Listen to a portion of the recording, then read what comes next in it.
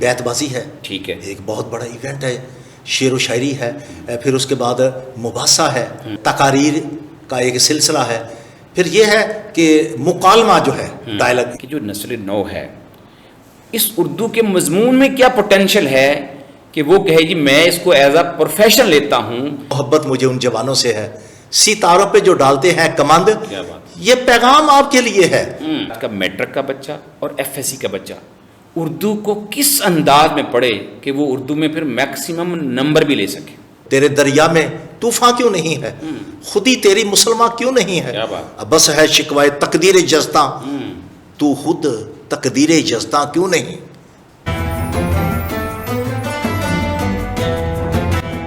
بسم اللہ الرحمن الرحیم. محترم ناظرین، امید ہے آپ خیر و عافیت سے ہوں گے. آپ کا میزبان اختر ضیاء ایک نئی ایپیسوڈ کے ساتھ نور سی فورم سے آپ کی خدمت میں حاضر ہے.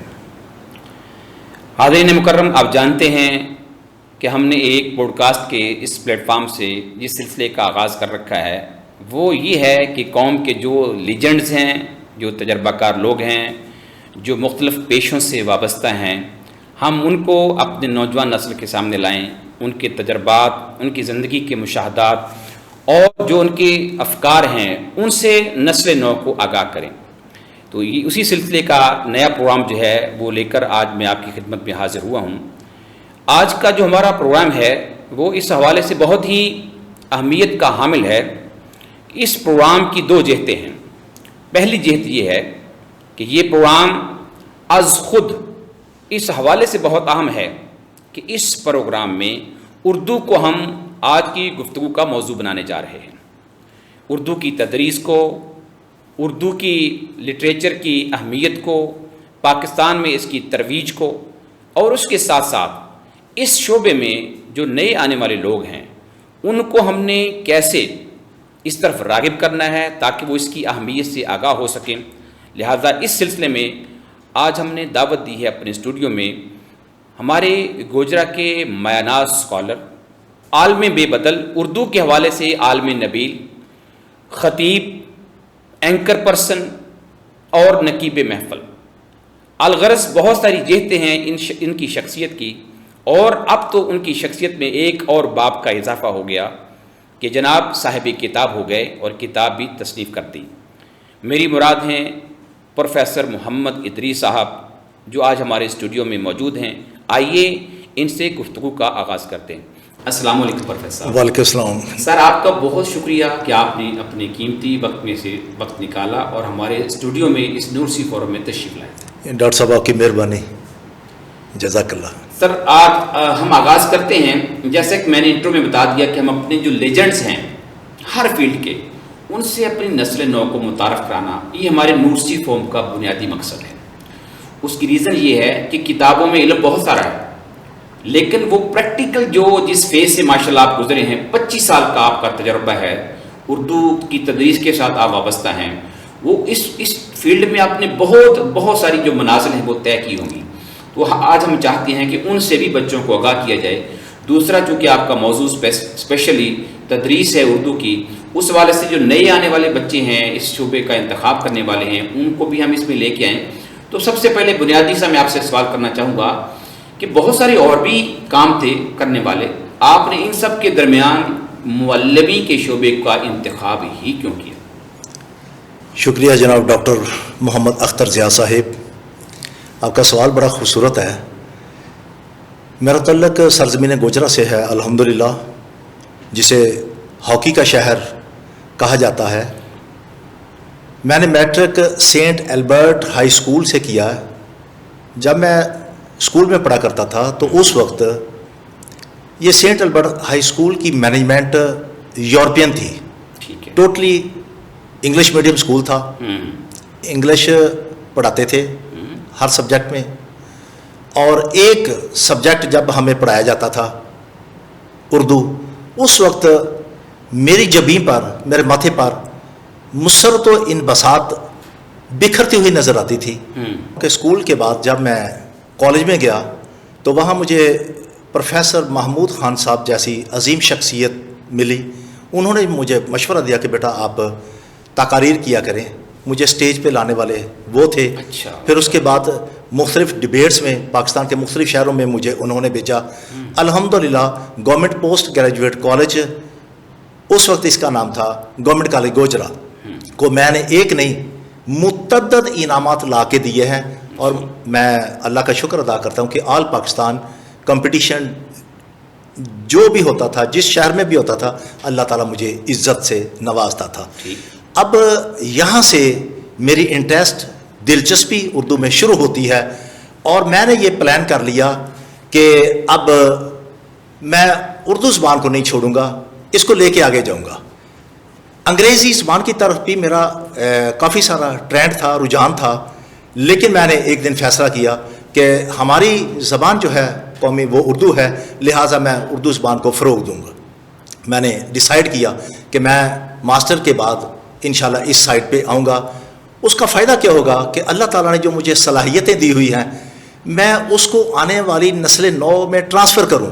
اللہ تعالیٰ نے جو مجھے ٹیلنٹ دیا ہے وہ سارے کا سارا ٹیلنٹ جو ہے وہ میں آنے والی نسلوں کو دے کے جاؤں. تو اس وجہ سے میں نے اس کا انتخاب کیا. اور پھر یہ پیشہ پیغمبری ہے. ٹھیک.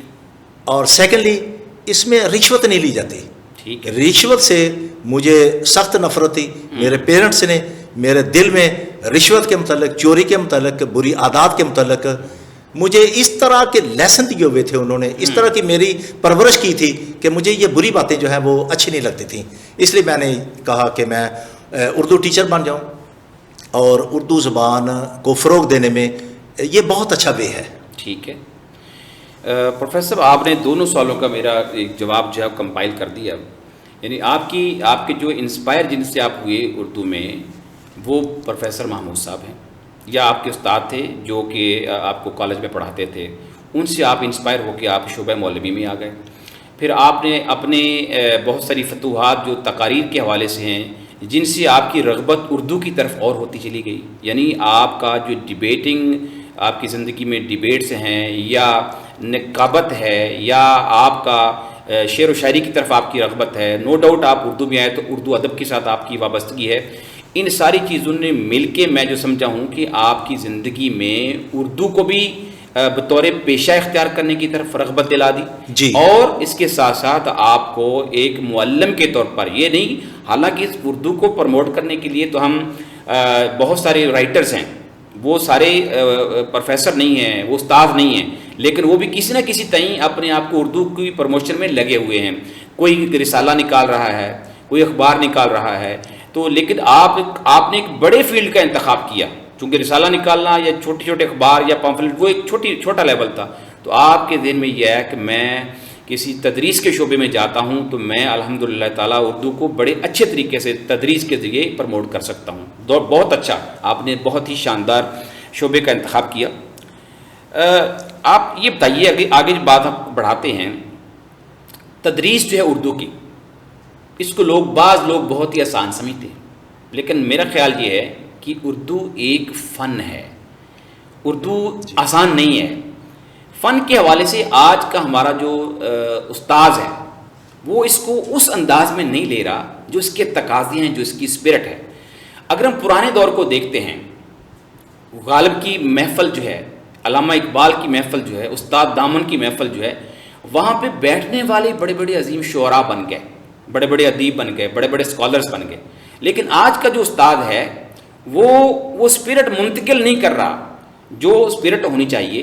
تو تدریس اردو کے اعتبار سے میں آپ سے یہ پوچھنا چاہتا ہوں، آپ نے ماشاءاللہ 25 سال آپ کا تجربہ ہے، وہ جو اسپرٹ ہے، وہ جو سوچ ہے، وہ جو اردو لٹریچر، اردو ادب کے ساتھ ایک وابستگی ہے، وہ آج کے استاد کے لیے خاص طور پہ میں کہہ رہا ہوں، وہ آپ ان کو کیا میسیج دیں گے تاکہ ان کی محفل میں بیٹھنے والا بچہ جو ہے وہ ہمارے اکابرین کی طرح وہ لٹریچر کی طرف بھی آ جائے، اردو ادب کی طرف بھی آ جائے، اور مختلف جو اصناف ادب ہیں، نظم ہے، نثر ہے، نثری مجموعے ہیں، اور بہت ساری اصناف ہیں، غزل ہے، اس طرف اس کی رغبت ہو کہ قدرتی طور پر جو وہ تو قدرت نے اس کو عطا کیا جو اس کے اندر سے وہ چیزیں نکلنی ہیں، لیکن جو استاد کی مجلس ہے، استاد کی محفل ہے، اس سے اس کو فیضیاب کیا جا سکے.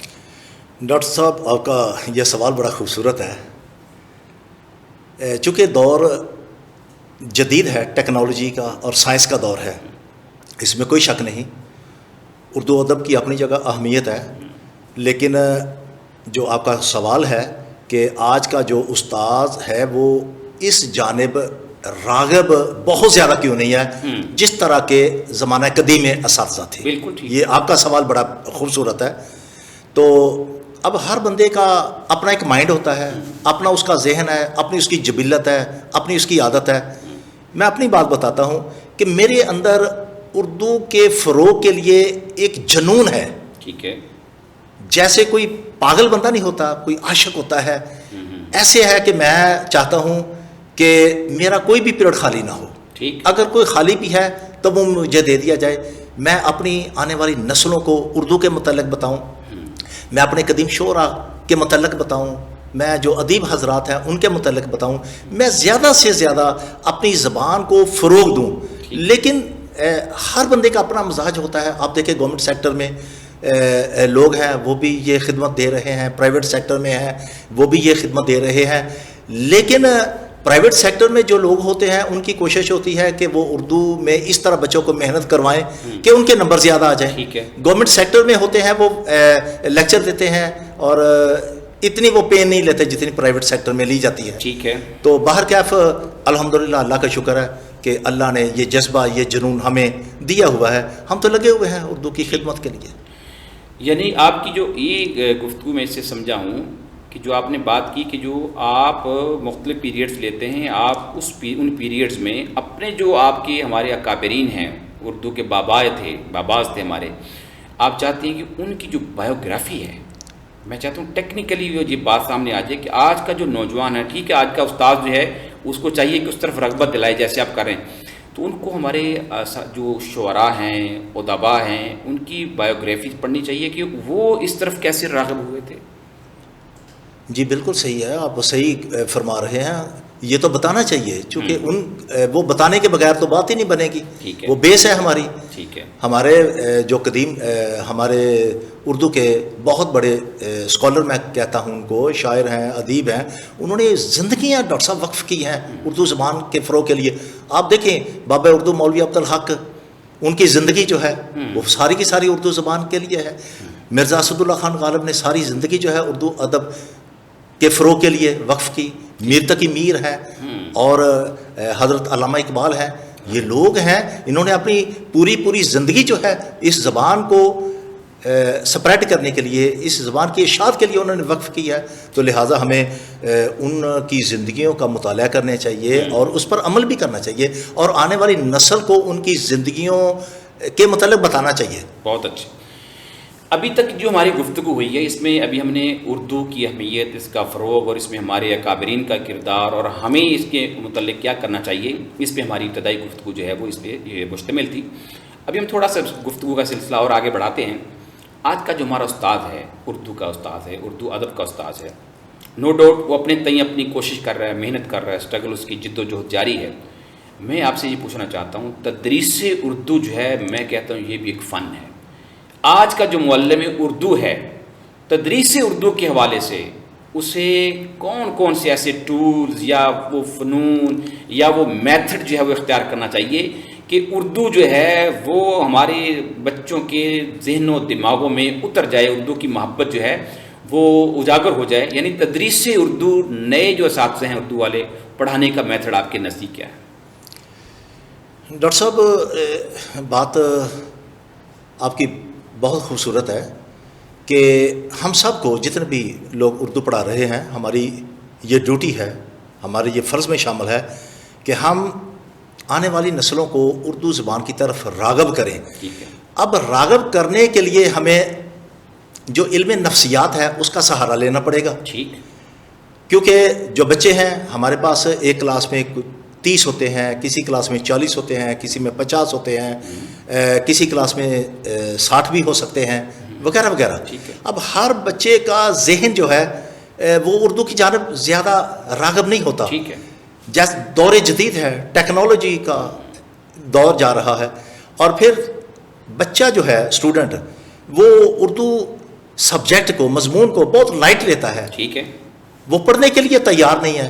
ٹھیک ہے. اب ہمیں کرنا تو یہ چاہیے کہ ہم نے جو بھی لیسن پڑھانا ہے ہم نفسیاتی پہلو کو مد نظر رکھتے ہوئے اسٹوڈنٹ کو یہ کہیں کہ بیٹا کل آپ کو میں اس طرح کا سبق پڑھا رہا ہوں جو آپ نے زندگی میں نہیں پڑھا ہوگا، اور ایسی بات بتاؤں گا جو آپ نے زندگی میں کبھی نہیں سنی ہوگی. ہم سسپینس دیں بچے کو راغب کریں تاکہ وہ کل چھٹی کرنے پر آمادہ نہ ہو، اس کو پتہ چلے کہ سر نے کوئی نئی بات بتانی ہے. ٹھیک ہو گیا. نظم کی بات ہے، غزل کی بات ہے، اور جو کچھ بھی ہم نے پڑھانا ہے یعنی بیفور ٹائم ایک دن پہلے ہم اس طرح کی بات کلاس میں وہ شیئر کریں کہ بچوں کا جو ٹرینڈ ہے اردو پیریڈ میں دلچسپی لینے کے لیے وہ بڑھ جائے. ٹھیک ہے. یعنی ایک تو آپ نے کہا کہ اس کو ہم اصول نفسیات جو ہیں اس کو مد نظر رکھیں. جی. یعنی ایک دن پہلے ہی آپ اس کا شوق بچے کو دیں. شوق. ٹھیک ہے جی. سب سے بڑی بات ہی شوق ہے تعلیم کے اندر. میں آپ سے مزید اسی حوالے سے اور پوچھنا چاہوں گا کہ شوق بھی بڑھا دیا، شوق بھی پیدا کر دیا. جو فنی طور پہ ایک معلم ہے پھر اس کو تدریسی اردو میں اور کون کون سی چیزیں اختیار کریں. شوق ہم نے ایک ہم نے لے لیا جی، شوق پیدا کر دیں بچے کا اندر. ہم نے شوق پیدا، مثال ہم چاہتے ہیں کہ شبلی نعمانی کو ہم نے پڑھانا. شبلی نعمانی نو ڈاؤٹ نثر میں دیکھتے ہیں تو بہت بڑا نام ہے، بہت بڑا نام ہے. اچھا اس کو ہم نے پڑھانا ہے بچے کو. ہم چاہتے ہیں کہ بچہ جو ہے وہ جو ٹیچر ہے استاد ہے اگلے دن وہ نثر کے حوالے سے کس طریقے سے اپنا لیسن پلان کر کے آئے کہ وہ جو استاد ہے اردو کا اس کو جب وہ سنے تو وہ بات اس کے اندر ایسے اتر جائے کہ جیسے وہ اس پہ وارد ہو رہی ہے. اس کو ہم کیسے، یہ چیز کیسے بچے میں پیدا کر سکتے ہیں؟ یعنی استاد یہ تحریک پیدا کیسے کرے؟ سب سے پہلے تو ہم جو کلاس ہے اس میں جتنے بھی اسٹوڈنٹس بیٹھے ہوئے ہیں، طالب علم بیٹھے ہوئے ہیں، ان کو بتائیں گے کہ بیٹا جو مصنف ہے اس کی زندگی یہ ہے. ٹھیک ہو. یعنی جسے ہم عام طور پہ تعارف کہتے ہیں. جی ٹھیک ہے. اور اس تعارف پر بعض اوقات میرا تو ایسے ہوتا ہے کہ بعض اوقات اچھا کوئی رائٹر ہے تو ایک پورا پیریڈ لگ جاتا ہے اس کی زندگی کو ڈسکس کرتے ہوئے. بہت اچھا. اور صرف زندگی کو نہیں، ان کے کلام کو ڈسکس کرتے ہوئے، ان کے فنی محاسن کو ڈسکس کرتے ہوئے، اور ان کی کوالٹیز کو ڈسکس کرتے ہوئے، اور انہوں نے جو نثر میں بڑا وقت دیا اور بہت سا کام کیا اس کو ڈسکس کرتے ہوئے بڑی دیر لگ جاتی ہے. اب اس کے ساتھ ساتھ ہم نے بچوں کی دلچسپی بڑھانی ہے اس کی طرف. فار ایگزامپل سیرت النبی صلی اللہ علیہ وسلم کا اگر سبق آ جاتا ہے، ٹاپک آ جاتا ہے، تو اس میں تو میرا خیال کہ جتنے بھی پیریڈ ہوں، جتنا بھی وقت ہو وہ کم ہے. ٹھیک. تو دلچسپی جو ہے وہ بڑھانی جو ہے وہ تو بہت ضروری ہے. یعنی اگر ہم نثر نگار کو پڑھا رہے ہیں تو آج کا استاد پہلے اس کے جو طریقہ کار اس بندے نے یا اس مصنف نے اختیار کیے، جو اس کے، چونکہ ہم بات کر رہے ہیں تدریس اردو کی، ہم اس پر اسپیسیفک ٹاپک کے اوپر اس وقت آ چکے ہیں. تو یعنی اس شبلی کو ہم نے پڑھانا ہے تو پہلے شبلی کا پورا اپنا جو اپج ہے، جو اس کی پوری نشو و نما اور ارتقاء ہوا ہے، اردو کا استاد اس کو اپنا موضوع بنائے گا، پھر اس سبق کی طرف آئے گا. جی ایسا ہی آپ کہنا چاہتے ہیں؟ ماشاء اللہ، بہت شکریہ سر. اچھا پروفیسر صاحب، یہ بہت ہی دلچسپ مرحلے میں ہماری گفتگو داخل ہو گئی ہے. ہمارا جو آج کا بچہ ہے یا نوجوان ہے وہ رسیا ہو گیا ہے سوشل میڈیا کا. اب سوشل میڈیا کی موجودگی میں اردو بیچاری تو ویسے کمزور اور غریب سی سورس ہے یا ذریعہ ہے. آپ یہ بتائیے، آپ کا ماشاءاللہ اتنا تجربہ ہے. نو ڈاؤٹ میں پرانے دور کی بات نہیں کر رہا ہوں، اس وقت تو نو ڈاؤٹ اردو کو لوگ پڑھتے تھے، سارا کچھ کرتے تھے. آج ہمارا بچہ رومن میں چلا گیا، میسیجنگ کرتا ہے، ٹیکسٹ میسیجز کرتا ہے، وہ بھی رومن میں چلا گیا. ہم نہیں کہتے کہ وہ سوشل میڈیا نہ دیکھے، وہ دیکھے، لیکن اس کے اندر اردو کی دلچسپی بڑھانے کے لیے ہم کیا اس کو کہیں، کیا کون سا پروگرام اختیار کیا جائے، کون سے میتھڈالوجی اختیار کی جائے کہ بچہ جو ہے اپنی میسیجز جو ہے وہ رومن اردو میں نہ کرے، وہ انگلش میں نہ کرے، وہ کم از کم وہ اردو میں اپنی یہ بھی میں سمجھتا ہوں کہ اردو کے فروغ کے لیے کاوش ہو سکتی ہے کہ وہ اپنی بھلے چھوٹی سی اس نے پوسٹ لگانی ہے وہ بھی اردو میں کرے. اس سلسلے میں آپ کیا کہ دلچسپی کیسے پیدا کی جائے کہ بچہ اردو کی طرف راغب ہو جائے؟ جی ڈاکٹر صاحب، ہمیں چاہیے کہ ہم بچوں کو اردو کی بورڈ کے متعلق بتائیں، کیونکہ دور جدید ہے اور یہ بتانا بڑا ضروری ہے. کس نے بتانا ہے؟ یہ ہم نہیں بتانا ہے، رائٹ، اردو کے لوگوں نے بتانا ہے بچوں کو. اب دلچسپی ان کی بڑھانے کے لیے ان کو ہم کوئی نہ کوئی مکالمہ دیتے ہیں. ٹھیک ہے کہ بیٹا یہ مکالمہ ہے، اس کو آپ ڈسکس کریں، اور آپ ایسا کریں کہ آپ ایک اسٹوڈنٹ جو ہے وہ لکھے اپنے موبائل پہ اردو میں اور اس کو گروپ میں شیئر کرے. ٹھیک ہے. دوسرا بچہ جو ہے وہ روداد لکھے اور وہ شیئر کرے. تیسرا بچہ جو ہے وہ مضمون لکھے اردو میں اور اس کو گروپ میں شیئر کرے, اپنے دوستوں کو شیئر کرے, تاکہ ہماری وہ رومن اردو سے جان چھوٹ سکے. اور پھر گاہے بگاہے بیت بازی جو ہے اردو کی وہ ہو. شعر جو لکھنا ہے وہ کی بورڈ پہ وہ بھی لکھیں, خود لکھیں, ڈرافٹنگ کریں اردو میں. اس طرح ان کی دلچسپی جو ہے نا وہ بڑھ سکتی ہے, اور الحمدللہ ہم تو ایسے ہی کرتے رہتے ہیں. یعنی یہ جو آپ نے بڑی خوبصورت بات کر دی ہے کہ ہمارا بچہ کسی بھی چیز کو اختیار نہیں کرتا, اس کی ایک ریزن جو ہوتی ہے اسے اس کا علم نہیں ہوتا. تو یعنی اس کو ہم ان پیج کی طرف تھوڑا سا ہماری کلاسز میں جو بھی ہمارے لیولز ہیں, میٹرک ہے یا ایف ایس سی ہے, اس میں بچے کو ان پیج آنا چاہیے جی, تاکہ ان پیج کے ذریعے نو ڈاؤٹ پھر وہ اردو کی بورڈ کے ذریعے اپنے میسیجز, وہی میسیجز اگر ہم موبائل میں ہیں تو موبائل کے اندر بھی اردو کی بورڈ ہے تو اس کے ذریعے وہ کر سکتا ہے. یعنی یہ ایک اچھی ایفرٹ ہو سکتی ہے. پروفیسر اب تھوڑی بات کو اور آگے بڑھاتے ہیں. آنے والی جو نسل ہے اب ہم دیکھتے ہیں وہ ان کا زیادہ تر جو ٹرینڈ ہے وہ ٹیکنالوجی کی طرف ہے. نو ڈاؤٹ اس کے بغیر بھی گزارا نہیں ہے. میتھ بھی بہت ضروری ہے, انگلش لٹریچر بھی بہت ضروری ہے, لیکن اردو بھی بہت ضروری ہے. آپ ہمیں یہ بتائیے کہ جو نسل نو ہے اس اردو کے مضمون میں کیا پوٹینشیل ہے کہ وہ کہے جی میں اس کو ایز اے پروفیشن لیتا ہوں. وہ کیوں ایز اے پروفیشن اپنے پیشے کے انتخاب میں اردو کو کیوں ذریعہ بنائے, اس میں کیا پوٹینشیل ہے؟ آپ تو 25 سال سے پڑھا رہے ہیں, ذرا نسل نو کو بھی اس بارے میں آگاہ کرتے ہیں. چونکہ اس دور میں زیادہ تر اسٹوڈنٹ جو آتا ہے کالج میں ہمارے پاس وہ ایف ایس سی کی بات کرتا ہے, پری میڈیکل نان میڈیکل کی بات کرتا ہے, آئی سی ایس کی بات کرتا ہے, اور یہ سارے سبجیکٹ جو ہیں انگلش میں ہوتے ہیں. ٹھیک ہے. جو ایف اے کا یا ایف اے آئی ٹی کا بچہ ہے اس کو دوسرے بچے جو ہے نا وہ اپنی نظروں میں حقیر سمجھتے ہیں. ٹھیک. ان بچوں کے دلوں میں اردو کی بات, اردو کا شوق, اردو کا جنون ڈالنا ایک استاد کی ذمہ داری ہے. ٹھیک ہے. اور بچوں کو اگر ہم اردو کا کیریئر بتا دیں تو میرا خیال ہے کہ جیسے میں اپنے استاذ پروفیسر محمود صاحب سے متاثر ہوا اور میں نے وہ وے اختیار کیا جو انہوں نے مجھے بتایا تھا اسٹیج والا, اور آج تک الحمدللہ میں بول رہا ہوں.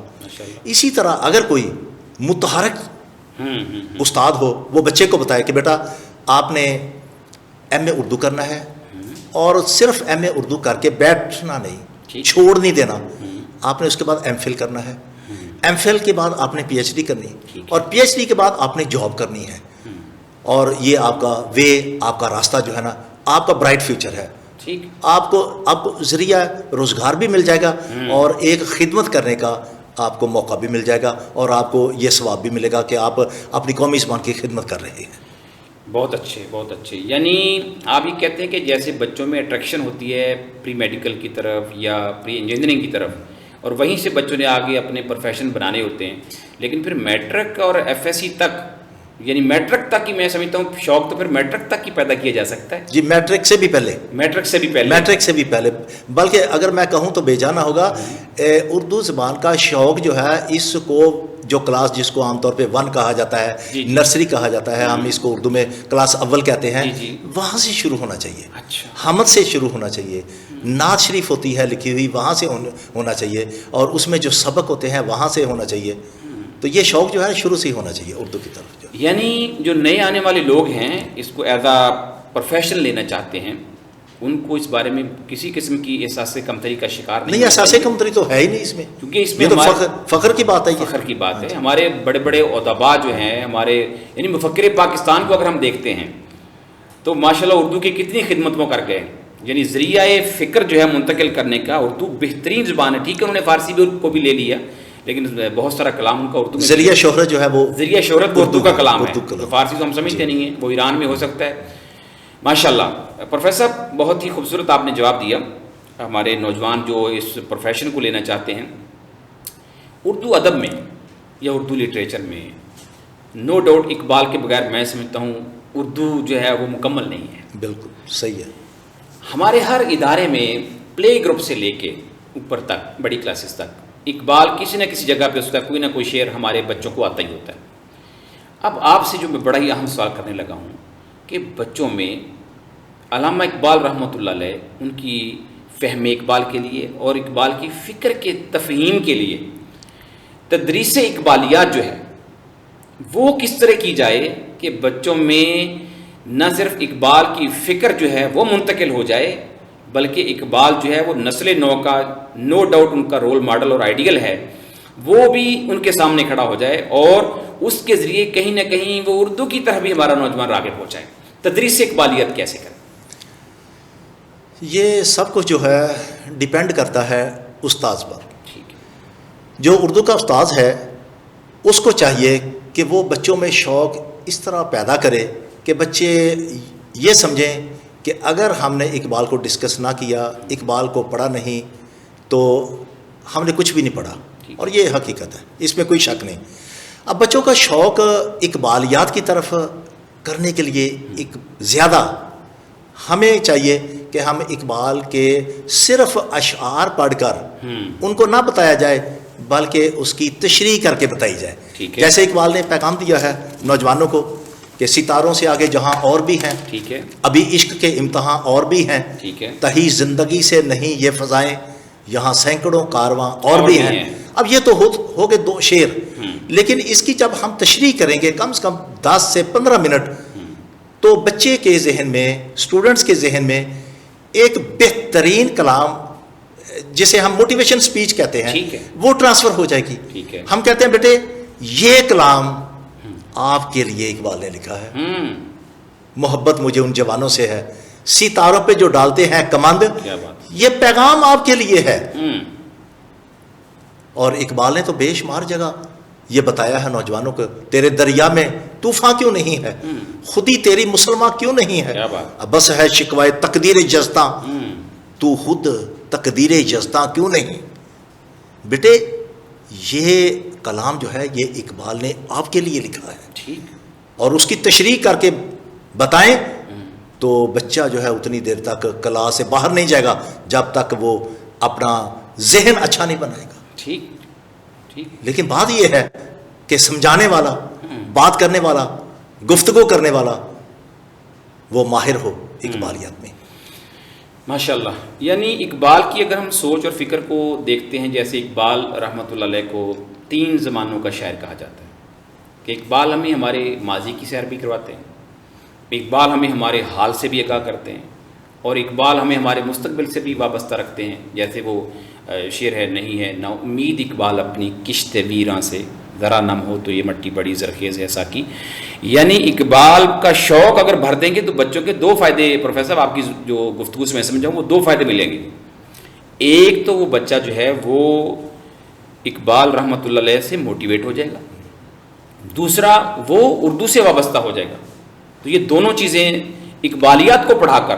اچھا دوسری بات پروفیسر یہ بھی فرمائیں کہ اقبالیات ایک الگ بھی سبجیکٹ ہے. اب اس میں بھی ہماری ایم اے ہو رہا ہے، اس میں ایم فل ہو رہی ہے، اس میں پی ایچ ڈی ہو رہی ہے. اس طرف بچوں کو لانے کے لیے کہ اقبالیات کا اس دور میں کیا اس کی جو ہے نا وہ کو مقام اور مرتبہ ہے، اس طرف بچوں کو ہم کیسے لا سکتے ہیں؟ ڈاکٹر صاحب آج کے جدید دور میں جیسے زیادہ تر لوگ انڈیا کے جو موٹیویشن اسپیکر ہیں ان کو لوگ لائک کرتے ہیں، پسند کرتے ہیں. ٹھیک ہے. اس کے بعد یورپین انگلش زبان میں بڑے بڑے اسپیکر ہیں، ان کو ہم دیکھتے ہیں، لائک کرتے ہیں، پسند کرتے ہیں، اور ان کی باتوں پر لوگ عمل بھی کرتے ہیں. ٹھیک ہے. تو اقبال ان سب کے استاد ہیں. ٹھیک. اور یہ اقبالیات کا جنون اور شوق میں نے پہلے بھی بتایا ہے کہ یہ ہمیں کلاس 1 سے ہی کرنا چاہیے. اس کے لیے ایک ٹیچر رکھنا چاہیے. ٹھیک. اور ٹیچر بھی ایسا ہو کہ جس کو پتہ ہو کہ شاعری کیا ہے، ادب کیا ہے، اور اقبالیت کیا ہے. اور اگر شروع سے بچپن سے بچے کے دل میں شوق پیدا ہو جائے تو میرا خیال نہیں کہ وہ سائنس اور ٹیکنالوجی کی طرف جائے، وہ اقبالیت کی طرف جائے گا. جیسے میں اگزامپل اقبال ہی کی دیتا ہوں کہ ان کے جو استاد تھے اسکول میں، کیا بات ہے، اسکول میں مولوی میر حسن صاحب رحمۃ اللہ، تو یہ اقبال کو اقبال کے مقام تک پہنچانے میں مولوی صاحب کا ہاتھ. بے شک یعنی استاد ہی استاد ٹھیک ہو گیا، سب کچھ کر سکتا ہے. प्रोफेसर साहब, बहुत ही अच्छा आपने फ़िक्र अंगेज़ जवाब मुझे इनायत फरमाया। थोड़ा सा आगे चलते हैं, गुफ्तगू हमारी आखिरी मराहल में दाखिल हो रही है। चूँकि हम तदरीस उर्दू की बात कर रहे हैं, वो FSC तक जो बच्चा है वो क्लास अभी तो बल्कि प्ले से लेके उर्दू कायदा पढ़ता है और उसको FSC तक उसने उर्दू पढ़नी है, लाजमी पढ़नी है। अब आज मैं आपसे जो सवाल पूछना चाहता हूँ ये है कि बच्चे ने मैट्रिक में और FSC में नो डाउट इस वक्त नंबरों की दौड़ लगी हुई है, प्री मेडिकल है या मेडिकल है, कोई शक नहीं है, तो एक दौड़ लगी हुई है नंबरों की। ऐसे ही है। तो इस हवाले से मैं फ़ायदा उठाना चाहूँगा, चूँकि माशाल्लाह तदरीस में आपका तजर्बा है और आपके बच्चे जो हैं उन्होंने बड़े बड़े मार्क्स लिए हैं उर्दू में भी, मुख्तलिफ़ कॉलेज़ में, मुख्तलिफ़ जो इदारों में। तो मैं आपसे पूछना चाहूँगा कि आज का मैट्रिक का बच्चा और FSC का बच्चा उर्दू को किस अंदाज में पढ़े कि वो उर्दू में फिर मैक्सिमम नंबर भी ले सके। मैट्रिक तक उर्दू में बच्चों के अच्छे नंबर आ जाते हैं। ठीक है। अब उसकी रीज़न कई है कि वो मार्किंग करने वाले, चेक करने वाले स्कूल टीचर होते हैं और वो बच्चों को नंबर ज़्यादा दे देते हैं। मेरे ख्याल में अगर वही पेपर जो है जो इंटर में पढ़ाते हैं प्रोफेसर हजरात, उनको दिए जाएं तो इतने नंबर उनके नहीं आ सकते। ठीक है। अब बात है इंटर की।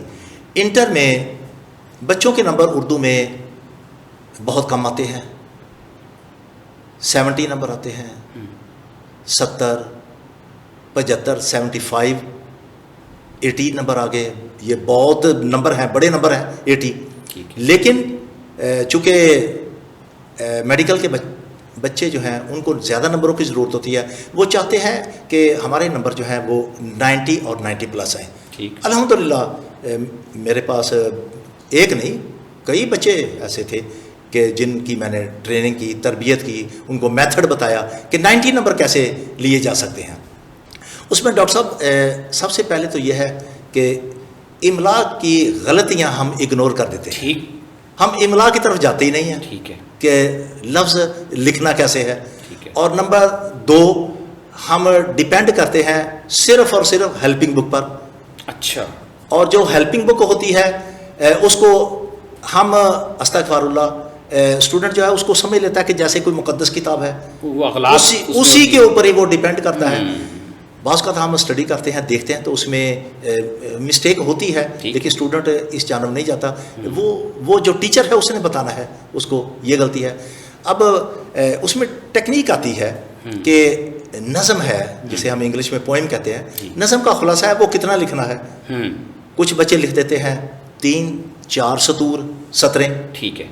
कुछ बच्चे जो हैं वो 14-15 सतरें लिख देते हैं। ये दोनों ही गलत हैं। अच्छा। ये दोनों ही गलत हैं। उसकी लेंथ जो है वो राउंड अबाउट तकरीबन जो है वो 10-11 के करीब होनी चाहिए। अच्छा। अब कुछ बच्चों का हैंड राइटिंग जो है वो मुख्तलिफ होता है, बारीक लिखते हैं, मुख्तसर लिखते हैं। कुछ बच्चे जो हैं वो बड़ा बड़ा लिखते हैं। अब वो बड़ा लिखें या छोटा लिखें, मुख्तसर लिखें, हमने देखना ये है कि खुलासा जो है वो कंप्लीट हो गया कि नहीं। अब इसी तरह मुकालमा है, मुकालमे में बच्चे गलती कर जाते हैं, अस्सलाम वालेकुम में वाओ का इस्तेमाल कर जाते हैं। अच्छा। ये गलत है। ठीक। वालेकुम सलाम में वो वाओ के आगे अलिफ लिख देते हैं। ठीक। ठीक। ये गलती है उनकी। उसकी लेंथ कितनी होनी चाहिए बच्चों को नहीं पता होता। वो कोई 1.5 पेज लिख देता है, कोई 2 पेज लिख देता है। उसकी लेंथ कितनी होनी चाहिए ये सब कुछ देखना है कि कम से कम उसकी लेंथ जो है वो भी कंप्लीट हो, पूरी हो। इसी तरह सेकंड ईयर में मजमून है, 20 नंबर का मजमून है। ठीक है। स्टूडेंट को चाहिए कि वो 16-17 नंबर हासिल करे। वो कैसे करेगा? वो जब मजमून को समझेगा और समझाने वाला उसको समझाए कि उसको 3 हिस्सों में लिखना है। ठीक है। स्टार्ट करना है जिसे तमहीद कहा जाता है, नफ्स मजमून है और इख्तिताम है। और उसकी लेंथ जो है वो कितनी होनी चाहिए? कम से कम जो है वो 10 से 12 सतूर होनी चाहिए। और हर पेज के ऊपर या हर दूसरे पेज के ऊपर एक रेलिवेंट शेर होना चाहिए। अच्छा। और उस शेर में गलती नहीं होनी चाहिए। ठीक। यहाँ से बच्चों के नंबर कटते हैं, शेर लिख देते हैं लेकिन वो लफ्ज़ आगे पीछे हो जाते हैं। एक लफ्ज़ पीछे लिखा है, दूसरा आगे लिखता है, वो गलती हो जाती है। अलामत नहीं लगाते शेर की, अलामत की जगह मिसरे की लगा देते हैं अलामत। अच्छा। बाज़ का ठीक। इस तरह की जो मिस्टेक होती है ना, काफ़ी सारी वो नंबर कट जाते हैं। दरख्वास्त का तरीका जो है वो बच्चों को नहीं आता। और ये एक और मैं बड़े दुख के साथ और अफसोस के साथ ये बताता हूँ कि यूट्यूब चैनल पर मैंने कई देखे हैं ऐसे कि जहाँ ये मेथड और तरीका कार गलत लिखा जा रहा है। पता नहीं वो क्यों लोग इस तरह लिखते हैं, या उनको इल्म नहीं है, या वो जानबूझ के ऐसे उर्दू को ख़राब करने के लिए लिख रहे हैं, या क्या कर रहे हैं, मुझे समझ नहीं आती। हाँ, मेरा ये मैसेज है, पूरी दुनिया में ये आज का प्रोग्राम नशर हो रहा है, मैं जो इंटर का और मैट्रिक का स्टूडेंट है उसको कहता हूँ कि बेटा आप टीचर को फॉलो करें, और टीचर भी वो जिसका कम से कम 10 साल का तजर्बा हो, ठीक है, उसको आप फॉलो करें। जो वो कहता है आंखें बंद करके उसकी बात को फॉलो करो। ये हेल्पिंग बुक जितनी भी है ये एक बिजनेस है बना हुआ, ठीक है, इसमें एक नहीं बल्कि तकरीबन कोई हमारे पास जो आती हैं वो कोई 30 और 40 के करीब आती हैं, अच्छा, बल्कि इससे भी ज़्यादा है। अब किसको बंदा फॉलो करे, किसको ना करे, लेकिन टीचर जो है ना, जिसका कम से कम 10-15 साल का तजर्बा हो, उसको फॉलो करना चाहिए। इसमें स्टूडेंट की कामयाबी है, नंबर ज़्यादा आ जाएंगे, नंबर ज़्यादा आते हैं। ये बहुत ही शानदार आपने, अब देखें ना, हम जो शुरू में बात कर रहे थे कि उर्दू नो डाउट एक फ़न है, ये जितनी भी आपने चीज़ें जिक्र की हैं, दरख्वास्त है, लेटर है, मजमून है, ये सारे के सारे, ये शेर ही लिखना है, तो इसमें इसी में मिस्टेक्स छोटी छोटी करके बच्चे अपने नंबर जब वो गंवा बैठते हैं। तो ये बहुत ही अच्छा हो गया कि आपने खूबसूरत अंदाज में कि अपने नंबरों को सेव करने के लिए ये एहतियातें अगर की जाएँ तो बच्चों के नंबर जो हैं वो ज़ाय नहीं हो सकते। प्रोफेसर साहब, आखिरी मैं आपसे जो सवाल करना चाहता हूँ वो ये है, नो डाउट जिस स्टेज पे इस वक्त हमारा माशरा खड़ा है, हमें अपनी कौमी ज़ुबान में आना चाहिए। कौमें जितनी भी तरक्की करती हैं वो अपनी कौमी ज़ुबान में तरक्की करती हैं। अगर हम जापान को ले लेते हैं, अगर हम चाइना को ले लेते हैं, अगर जर्मन कौम की हम बात करते हैं, और जितनी भी पोलिश कौम की बात करते हैं, बाकी जितनी भी कौमें, फ्रेंच की बात करते हैं, तो इन तमाम कौमों ने जो तरक्की की है वो अपनी कौमी ज़ुबान को अडॉप्ट किया और आज वो दुनिया के ऊपर राज कर रही हैं। हमारी बदकिस्मती ये है कि हमारी ज़ुबान कौमी जो है वो हमारे इजहारिये का ज़रिया नहीं बन सकी। वो हमारी जितने भी इदारे हैं, हमारी ब्यूरोक्रेसी है, हमारी अदलिया है, आज भी हमारे वो फैसले जो हैं वो इंग्लिश में लिखे जा रहे हैं, तो हमारा जो नौजवान है उसकी इंग्लिश भी कमज़ोर है। तो क्या ऐसा इख्तियार किया जाए हमारे, मैं स्कूल लेवल के ऊपर बात कर रहा हूँ, कॉलेज लेवल के ऊपर बात कर रहा हूँ, कि हमारे तालीमी इदारे जो हैं, काम तो ये गवर्नमेंट का है, लेकिन तालीमी इदारे जो हैं उर्दू की तरवीज के लिए वो कौन कौन सी ऐसी महारतें या एक्टिविटीज़ अपने स्कूलों में, कॉलेज़ में, तालीमी इदारों में, जामियात में, इवन के मदारस में शुरू करवाएं, जिससे कम से कम जो है वो कम से कम, अगर गवर्नमेंट के लेवल पे उर्दू की तरवीज के लिए इस हवाले से कोई इक़दाम नहीं किए जा रहे, तो कम से कम नीचे जितनी हमारी बसात है उस पर तो हम उर्दू के फ़रोग के लिए अपनी बेस्ट जो एफर्ट्स हैं वो सोसाइटी को दे सकें। डॉक्टर साहब, 1948 में बाबा कौम कायद आज़म मोहम्मद अली जिन्नाह रहमतुल्लाह अलैह ने उर्दू ज़बान को कौमी ज़बान करार दिया है। ठीक है, लेकिन बदकिस्मती हमारी ये है कि आज तक वो कौमी ज़बान जो है उसके साथ हम बहुत जुल्म कर रहे हैं, सितम कर रहे हैं। ठीक, हमारी कौमी ज़बान कहाँ है? अदालत में जाएं तो वहाँ जो फैसले तहरीर होते हैं वो इंग्लिश में होते हैं, जो लायर्स होते हैं वो जो गुफ्तो शनीद करते हैं अदालत में वो इंग्लिश में करते हैं। साइल जो है, क्लाइंट्स जो हैं, उनको कोई समझ नहीं आती कि ये लोग आपस में क्या गुफ्तगू कर रहे हैं। ऑफिस में जाते हैं, अंग्रेज़ी में फॉर्म प्रिंट होता है, उसके ऊपर उनसे सिग्नेचर करवा लेते हैं, दस्तखत करवाते हैं, कोई पता नहीं होता कि इस पर क्या लिखा हुआ है। फैसला उस अंगूठे और उस सिग्नेचर के ऊपर ही होना है। ठीक। और सबसे बड़ी बात ये कि उर्दू ज़बान को राइज करने के लिए पाकिस्तान में बेशुमार तंजीमें जो हैं वो अब मुतहरक हो चुकी हैं। ठीक है, और मैं भी एक तंजीम का हिस्सा हूँ। ठीक है। 2014 में हाई कोर्ट ने फैसला दिया कि पाकिस्तान की कौमी ज़बान उर्दू है। ठीक। और इसको नाफज होना चाहिए दफातर में, लेकिन कहीं भी नज़र नहीं आती। अच्छा। लाहौर में एक दो रैली में मुझे बुलाया गया, मार रोड पर, मस्जिद शोहदा से लेकर असम्बली तक मैं उस रैली में गया, नफाज उर्दू की रैली में। कोई अमल नहीं हुआ। इस शहर में मैंने एक रैली निकाली, मैंने उस एक पिक आपको भी आज व्हाट्सएप की है, जी जी, आप चेक कीजिएगा, तो कोई अमल नहीं हो रहा। अब मुख्तलिफ जो बनी हुई हैं, NGO हैं, तंजीमें हैं, लोग हैं, वो कर रहे हैं कोशिश, और मुझे उम्मीद है कि इंशाल्लाह जब आवाम उठ खड़ी होगी, आवाम को शऊर आ रहा है کہ یہ ہمارے ساتھ دھوکہ ہو رہا ہے. انگریزی ہماری زبان نہیں ہے. آپ کی بات بڑی خوبصورت بات ہے کہ جرمن ہے اس کی زبان ڈوچا وہ بول رہے ہیں, اسپین ہے اس کی اسپینش ہے اس میں وہ ترقی کر رہے ہیں, یہ جاپان ہے, چائنا ہے, سب لوگ اپنے اپنی زبان میں ترقی کر رہے ہیں, کام کر رہے ہیں. ہم ایشیا میں پاکستان میں کمپلیکس کا شکار ہیں, احساس کمتری میں ہیں. ہم اردو بولتے ہوئے گھبراتے ہیں, ڈرتے ہیں کہ کسی کے سامنے ہم اردو بولیں گے تو وہ کیا کہے گا کہ اردو بول رہا ہے. الحمدللہ مجھے اپنی قومی زبان پر فخر ہے. میں اردو زبان کو اپنا اوڑھنا اور بچھونا سمجھتا ہوں. ٹھیک ہے. تو اللہ تعالیٰ سے دعا بھی کرتا ہوں کہ ایسا وقت آئے کہ ہمارا نصاب ٹوٹلی طور پہ سارے کا سارا اردو میں ہو جائے. تو یہ مسئلہ بھی نہیں ہے کوئی. ہم نے انگریزی کو مسلط کیا ہوا ہے. ڈاکٹر صاحب ہمارا 99.99% ٹیلنٹ جو ہے صرف انگلش کی وجہ سے وہ ضائع ہو رہا ہے. اگر یہی اردو میں ہو تو ہمارے بے شمار بچے جو ہے میٹرک میں میتھ, کیمسٹری, فزکس, بایو اور انگلش کی وجہ سے فیل ہو جاتے ہیں, ایف ایس سی میں فیل ہوتے ہیں, پرفارمنس نہیں کر سکتے وہ جو اردو میں کر سکتے ہیں.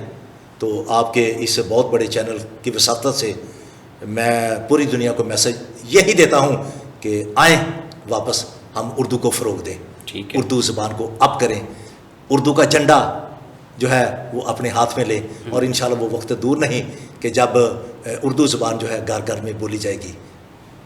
پروفیسر صاحب جو بات میں مزید آپ کی تھوڑی سی اور اس پہ وضاحت چاہتا ہوں. یہ تو آپ نے ماشاءاللہ ایک براڈر لیول پہ بتا دیا کہ ہمیں اردو کو اس انداز میں لینا چاہیے. میں کہہ رہا تھا کہ جو ہمارے تعلیمی ادارے ہیں وہ کون کون سی ایکٹیویٹیز اختیار کریں تاکہ اردو کی ترویج میں جتنا ہم کر سکتے ہیں اتنا حصہ ڈل جائے. جی ڈاکٹر صاحب اس میں یہ ہے کہ جو اسکول ہیں, کالجز ہیں, یونیورسٹیز ہیں, اس میں گورنمنٹ کی طرف سے بھی ہدایت ہے, اور جتنے بھی ہیڈ ماسٹر ہوتے ہیں کالجز میں پرنسپل حضرات یا وی سی صاحب ہوتے ہیں, ان کو یہ ہدایت ہوتی ہے کہ آپ پروگرام کروایا کریں. ان میں بے شمار پروگرام ہے, بیت بازی ہے, ٹھیک ہے, ایک بہت بڑا ایونٹ ہے, شعر و شاعری ہے, پھر اس کے بعد مباحثہ ہے, تقاریر کا ایک سلسلہ ہے, پھر یہ ہے کہ مکالمہ جو ہے ڈائلاگ یہ 10 نمبر کا ہے, ٹھیک ہے, انٹر میں, اور اس کو ہم اس طرح پریزنٹ کر سکتے ہیں کہ کلاس میں ہم ایک بچے کو ڈاکٹر بنا لیں, دوسرے کو مریض بنا لیں. یہ دونوں بچے جو ہیں وہ ڈائلاگ بول رہے ہیں, ایک ڈاکٹر ہے ایک مریض ہے, بچے کی دلچسپی بھی بڑھے گی اور اردو کو فروغ بھی ملے گا. ٹھیک ٹھیک ٹھیک. مختلف سیمینار, اردو سیمینار, اس طرح کی تقریبات جو ہیں وہ ہوں تو اس سے اردو جو ہے وہ بہت زبان جو ہے وہ آگے بڑھ سکتی. ماشاءاللہ, بہت اچھا. پروفیسر صاحب آپ نے ماشاءاللہ بہت ہی شاندار طریقے سے آج ہمیں تدریس اردو کی اہمیت ہماری عملی زندگی میں ہمارے قومی وقار کے حوالے سے آپ نے بہت ہی خوبصورت بات کر دی. بچوں کو زیادہ سے زیادہ مارکس لینے کے لیے جو مارکس کے لیے تڑپتے ہیں کہ ان کے مارکس زیادہ کیسے آئیں گے, اس کا بھی آپ نے میتھڈ ہمیں سمجھا دیا ہے.